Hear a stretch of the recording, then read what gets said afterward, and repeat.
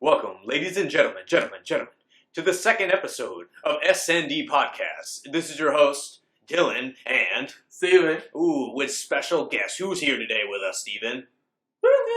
William and Justine.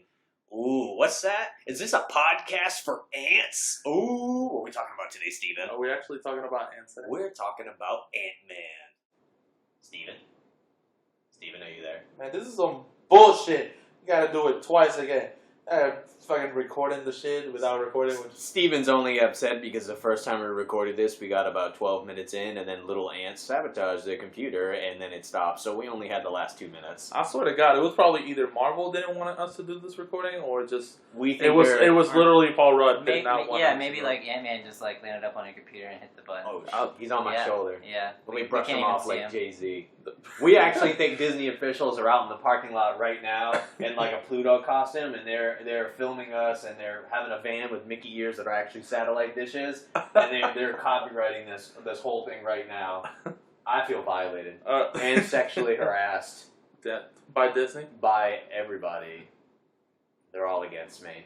Little ants. They are sending out ants. That's what Ant-Man is about. It's about Disney sending out little ants to spy on everybody. That's why I got bit. No lie. I'm going to put a picture.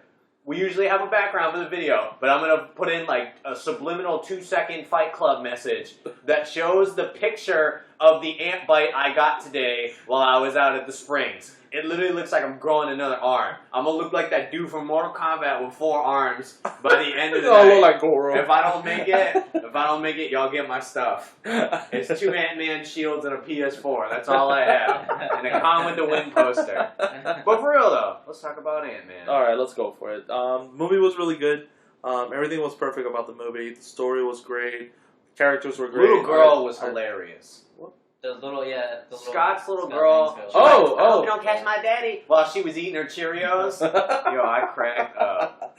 Yeah, the movie was really good. Everything about it was really good. The story was good, even though it didn't go as originally as the comics. It was really good. Explain how the comics went, Steven. You are our comic book expert, God Guru Gordon.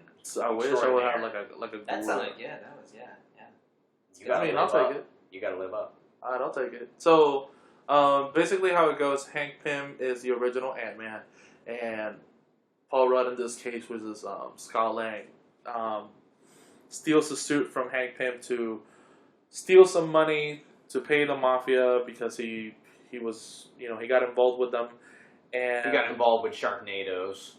Mafia Sharknadoes. Yeah, technically. And he had to save his daughter. Who doesn't have to save their daughter on a Tuesday? On a Tuesday. Everything went Well, he south. made Ultron too, right? Yeah, he made Ultron. And that's where we get a monkey wrench in the universe of Marvel, that they did it a little backwards. Yes, Ultron was created by Hank Pym in this case, at least in the comic area. I didn't like that. Just because it was, Hank Pym wasn't mentally unstable, knowing that he was going to do an AI just like Tony, and he created Ultron, making him mentally unstable as well.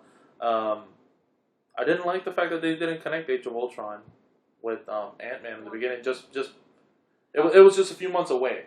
Question for you though, how did he become mentally unstable? Do you know?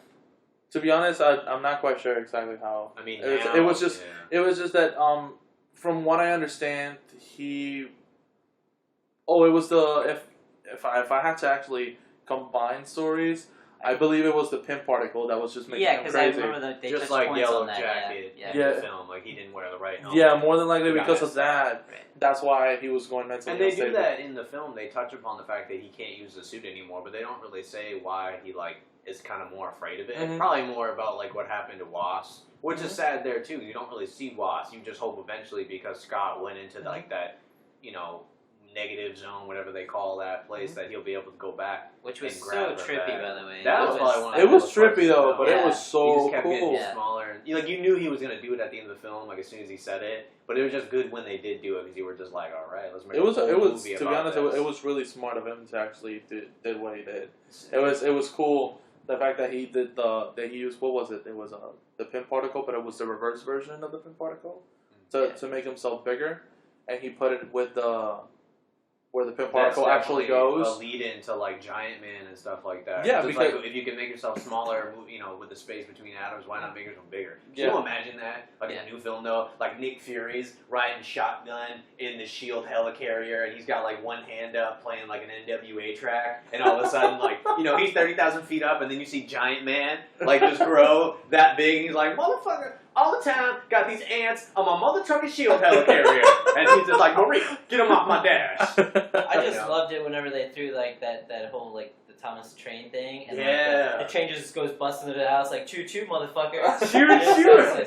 Just boom, right there in your Surprise. face. Then you got the ant, and then she's like feeding it underneath the table as like a pet. Nobody noticed. Judy Greer did not notice that there was an ant up in her kitchen. That it was the size of what? And then Paula Dean just went, get that ant back in the kitchen, y'all. Give it some butter and it'll be okay. It was really good. It was fun. It was a well balanced film. The thing I liked about it more than anything was that the films are getting so dark, so serious. They're getting a little more DC on it. That I love to take just a breather, do a normal kind of film, have it be a little bit more comedy based, have a heist film. It had a little bit of a soundtrack of like an Ocean's 11 kind of 13 kind of beat, and you had more fun with like Michael Pena's character, and for some reason T.I. was there, and you were like, fuck it, why not? Like let's throw it. Like Ludacris wasn't available, let's throw T.I. You just said Michael Penis. Michael Penis. I heard Penis. Yeah. I heard Penis. I didn't know what Phallus came in. Michael Pena. Michael Pena. I got I'm sure that's happened Michael a few times. Penis.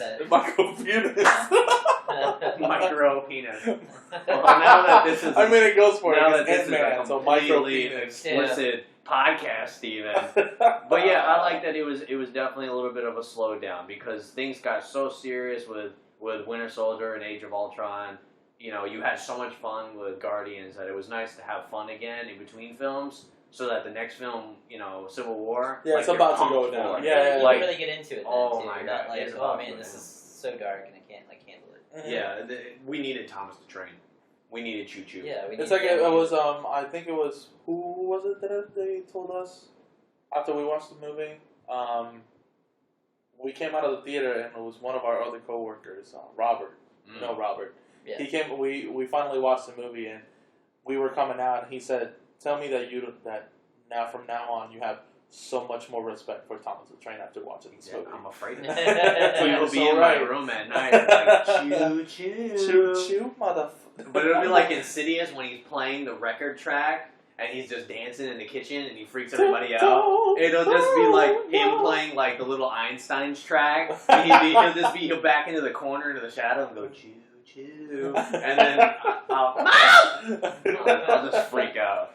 But overall, I did think that, Scott, his character will really fit well into the future of it because everyone is becoming a real serious thing and they're really trying to fight each other on this one. Like, even in Age of Ultron, like, they still really aren't stable with each other. They're still at each other's throats. So I think throwing Scott in there, he's just kind of like, whoa, guys, like, let's focus on the real mission. You guys are kind of nuts. Even though Thor could squash him instantly, I'd love to see him kind of, be his own man inside of there. And I think, Paul Rudd does do a good job. I haven't really seen him in too much else, like, honestly, before that. But I think this movie is a good fit for him. Oh, yeah. Same thing as when Chris Pratt came in, and it was just like, isn't this the fat guy from Parks and Rec? Parks and Rec is great, but it's like, really, like, this is the guy? And it was like, it's perfect. Yeah. You never thought about it, but it just works. Same thing here. It was like, let's do Ant-Man. But it's like, let's not do Hank Pym. Because Hank Pym would have been a whole different ballgame. It probably wouldn't have been as comedic, and it worked so well. It would have been a lot more serious of a movie. Yeah, because it will be another Winter Soldier. He took it. He was a scientist. Yeah. He was actually real serious. Reed Richards thing on it. With this, it was kind of like Scott was a good thief, so he was smart, but he wasn't like a scientist.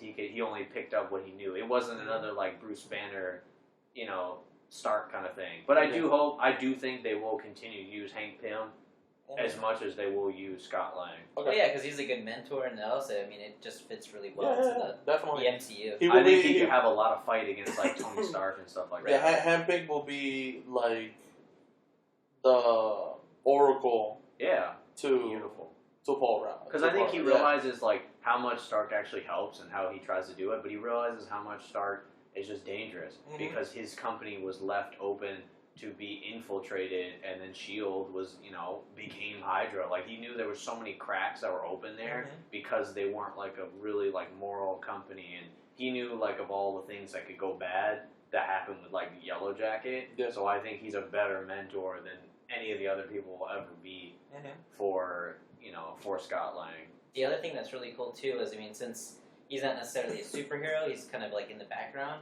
He gives his character a lot of time to actually invent things, do more experiments, so he could actually potentially figure out how to go subatomic and come back and maybe find his wife. That's how you fight Thanos. So that's that'll be like a good sequel. That's all I'm thinking about is how are they going to fight Thanos? Like, I don't care. You could have 30 superheroes, but how powerful he is, it's like how would they utilize all of their special techniques together to fight him? In perfect harmony. Yeah, that's why I like Ant-Man, because he could come up with the most like creative ways to actually fight against him. And I guess we won't be able to answer that question until Infinity Wars. Yeah. You never know. Ant-Man could have been in all the movies.